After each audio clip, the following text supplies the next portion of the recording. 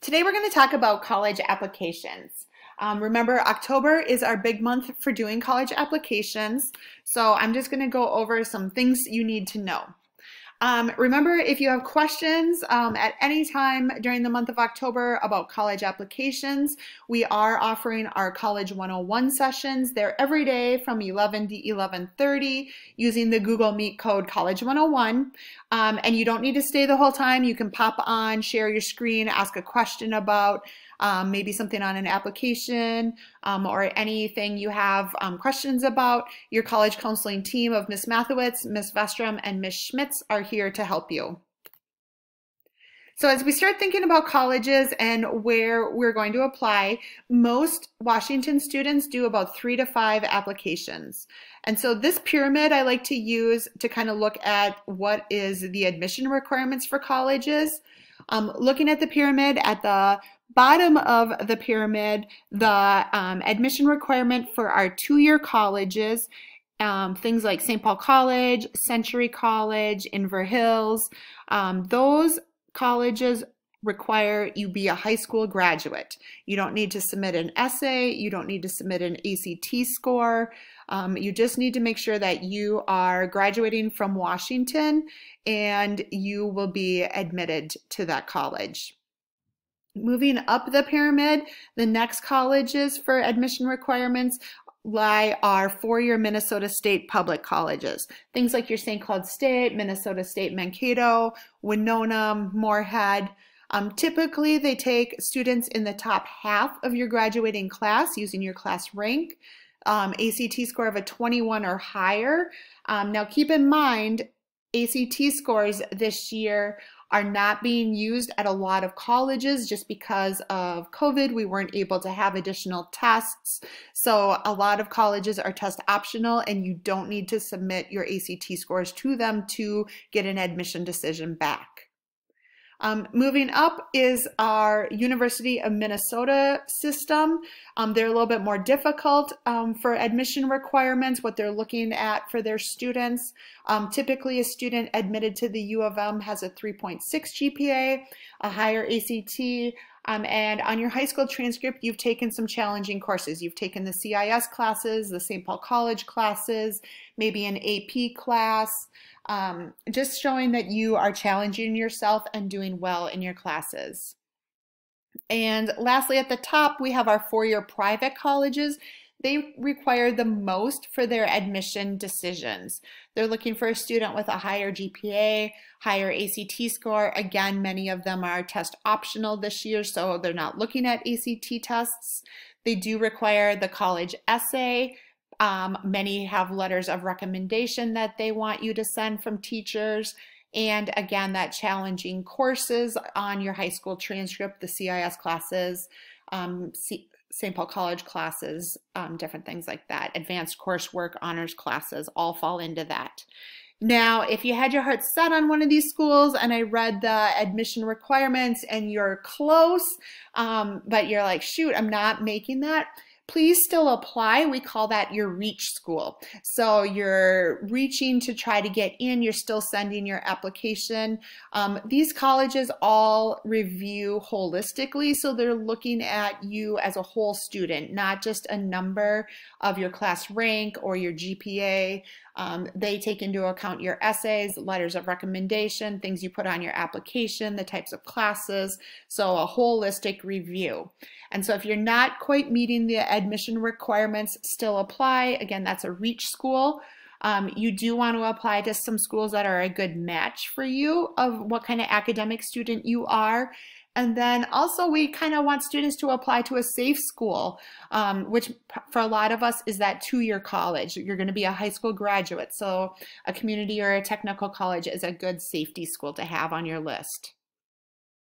If you're totally confused, you don't know which colleges to pick, Xello has a great tool called Exploring Schools, and you can put in what you're looking for. If you want a school in California, if you want a big school, if you want a small school, if you want it to have an engineering major, if you want a certain club on there, and then it will do a search for you and list a bunch of colleges that would be in your match and fit of what you're looking for. So you can definitely go on Xello and play around with the schools.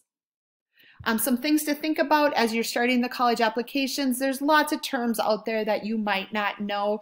If you come across something and you're confused, please reach out to one of us. We are here to help you.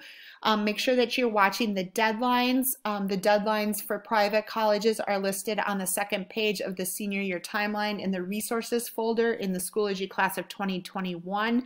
Deadlines are posted on the applications online when you're looking at them.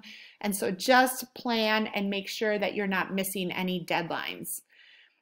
As you start doing the applications, you might notice some words like early action, early decision, regular admissions. You are able to apply to early action schools, regular admissions, rolling admissions, any of those.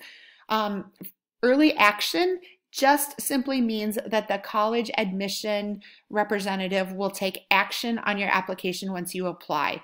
They'll look over it, review it, take action on it, and get you back an admission decision relatively quickly. Early decision is binding, so it means if you apply early decision and you get accepted to that school, you are going there. You are making your decision. Now, don't freak out and think, oh my gosh, I hope I don't accidentally apply to that. Like, I don't want it to be binding. I don't want to have to go. I want to be able to make my decision. There's a lot of steps that go into early decision, and one of them is your counselor has to sign off on that. So Ms. Mathowitz will kind of get flagged by that. She has to sign a form, have a conversation with you, so you will not accidentally apply early decision. Regular admissions and rolling admissions is just kind of the general admission process. So there might be a date. Rolling is they're continually taking applications, no set deadline. Make sure you know if you're going to send your ACT score or not. And then make sure if your college is requesting letters of recommendation that you are requesting those to your teacher, a teacher that knows you well. You probably don't want a class that you didn't show up to or you failed. You probably don't want that teacher to write you a letter of recommendation. It might not be the best letter you could get. If you need a letter of recommendation, make sure you're giving the teacher about 2 to 3 weeks. They will write a well-written letter if given time. They will not write you a letter, or they will write you a really poor letter if you ask them the day before it's due. So our teachers do love our students. They like to help you out. They want to write letters for you, but do your part and please give them some time. And also only ask for them if your college needs them. Kind of a rule of thumb, the only colleges that need letters of recommendation are those private colleges. The Augsburg, the Hamlin, the St. Kate's, the St. Olaf. So just make sure about that. If you're unclear, again, reach out. So many of you wonder, hey, how do I get started on applying? Google is your friend. I just Google the name of the college. Usually on the front page of the college's website is a big button that says apply. You just click on that and you get started. Write down any username you make, any password that you make, any email address that you use. It's probably a good idea to keep a notebook or a folder for all things college applications, just so you have all that kind of stuff in one spot. You are going to need it throughout the year to do your financial aid, to register for classes, to sign up for housing. And so the more organized you are, the easier it will be this year. Don't use your school email address when applying. That does go away once you graduate. And so using a personal email address is probably the best to keep you organized and in communication with the colleges. If you know your name and address and that you're a student at Washington, you will probably be able to fill out a college application with no problem. There sometimes are questions though that you have questions about on there and wondering what to put. Again, pop into one of the College 101 sessions, and that is exactly what those are for. You are able to save applications and go back in and continue working on them. Couple pointers. Ms. Mathowitz is your counselor when it asks you who is your school counselor. Ms. Mathowitz is your school counselor, so put her name in there. No need to pay application fees. Because of our high free and reduced lunch population at Washington, we do offer fee waivers for our students, and we will send those for you at Washington, so you don't need to pay that. And then one big thing I want to stress with you is if given the option to do a college application, the regular schools application, or the Common App, please try to do the college's application. The Common App just has a lot of moving pieces to it. It requires our teachers to do a couple additional steps. It requires you to do some supplemental essays that you might not have to do in the regular application. Just for you to make it easier on you and easier on our Washington staff, I suggest the college application, their regular application, over the Common App. There are exceptions though. If you're applying to 4 or 5 schools and they all have the Common App available, then it might be a little bit easier to do the Common App. It's one application for several schools. Also, some schools are Common App exclusive, so that is their only application, which of course then go ahead and do the Common App. Again, questions about which one to do, reach out to us. And so once you've applied to your college, go ahead and hit submit on the college application, and then your application will sit at the college and it won't get looked at because it is still missing some information.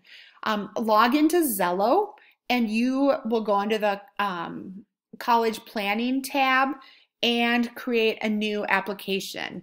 Here you will tell us what college you applied to, and you will request your transcript. You will request any letters of recommendation that have been written, or reach out to the teacher in Xello and request your letter of recommendation to them.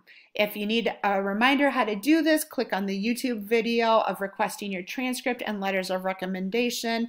You can skip through to the part that you need. Again, this is in the resources folder in the Schoology class of 2021. But super important because the college won't look at your application until it is complete. And so oftentimes students will submit their application and then email Ms. Mathowitz.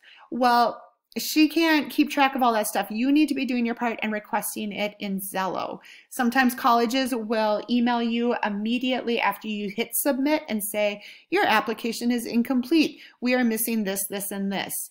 Don't forward that email to Ms. Mathowitz. As long as you know you've put it in Xello, then you have done your part, and we will send your transcript, a fee waiver, any letters of recommendation, an ACT score for you, and a school profile. So you've done your part, you've submitted your application, we will do our part. Once that is all received, your application will be complete and be able to be reviewed by the admission committee at that college. So just a quick reminder, Ms. Mathowitz is your school counselor. You don't forward her those emails from the colleges. As long as you put it in Xello, you're good to go. You are in charge of updating your college decisions in Xello. If you've been admitted, if you've been denied, if you've been waitlisted. Colleges do not tell us that you've applied, and colleges do not tell us that you've been accepted. So you are really in charge of your process, but we're here to help you. Let us know what questions you have. This is new for you. Seniors get through it every year.